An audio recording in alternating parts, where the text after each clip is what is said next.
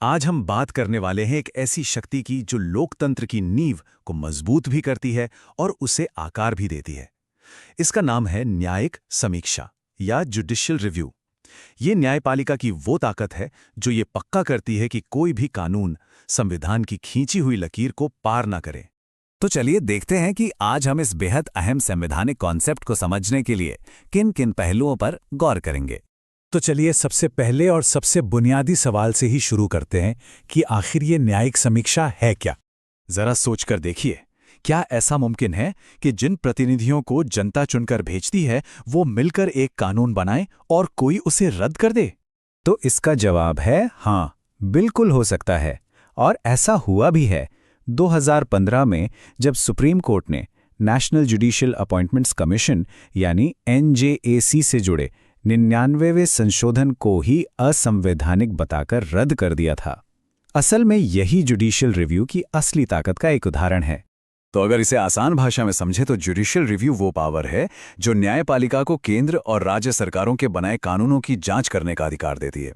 और अगर जांच में ये पाया जाता है कि कोई कानून संविधान के किसी भी हिस्से का उल्लंघन कर रहा है तो उसे अवैध या कहीं कि बेअसर घोषित किया जा सकता है।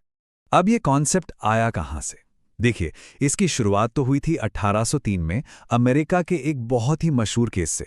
लेकिन भारत में एक बहुत बड़ा फर्क है। यहाँ ये कोई छिपी हुई या मानी हुई शक्ति नहीं है, बल्कि हमारे संविधान ने खुद न्यायपालिका को ये जिम्मेदारी दी है।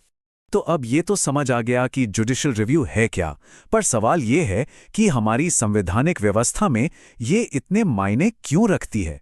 इसके 3 सबसे बड़े और अहम काम हैं।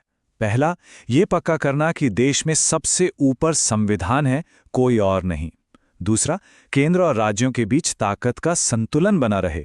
और तीसरा, जो शायद सबसे जरूरी है, वो है नागरिकों के मौलिक अधिकारों यानी फंडामेंटल राइट्स की हिफाजत करना। और इसी भूमिका को एक बहुत ही दमदार तरीके से इस कोर्ट में समझाया गया है कि अदालत एक ऐसे सतर्क गार्ड की तरह है जो हमेशा नागरिकों के अधिकारों की रक्षा के लिए एकदम तैयार रहता है। ये बात इस विचार को और भी मजबूत करती है कि कोई भी कानून हो, कोई भी सरकारी संस्था हो, कोई भी संविधान से ऊपर नहीं हो सकता। आखिर में तो संविधान ही सुप्रीम है। अब आते हैं एक बहुत ही दिलचस्प पहलू पर। एक ऐसी शक्ति जिसका नाम तक संविधान में नहीं लिखा है, वो इतनी ताकतवर कैसे है? ये सुनने में शायद थोड़ा अजीब लगे, लेकिन जुडिशियल रिव्यू शब्द हमारे पूरे संविधान में कहीं भी एक बार भी नहीं लिखा है।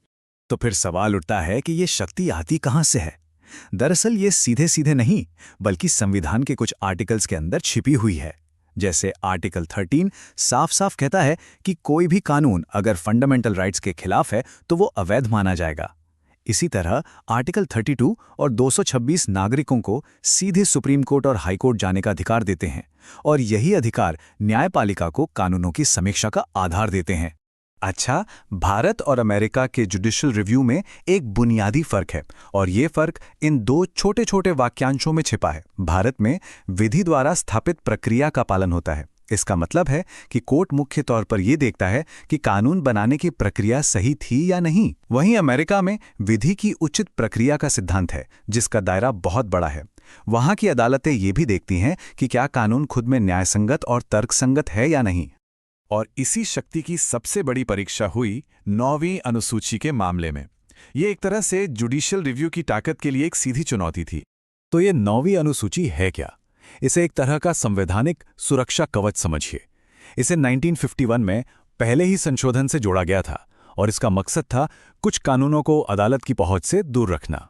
जब ये शुरू हुई थी 1951 में, तो इसमें जमीन सुधार से जुड़े सिर्फ 13 कानून थे। लेकिन आज ये संख्या बढ़कर 282 हो चुकी है। इससे पता चलता है कि समय के साथ इसका इस्तेमाल कितना ज्यादा बढ़ गया। ये टाइमलाइन असल में संसद और न्यायपालिका के बीच की खींचतान की कहानी बताती है। शुरुआत 1951 में हुई, लेकिन 1973 में एक ऐसा केस आया जिसने सब कुछ बदल दिया, केशवानंद भारती केस।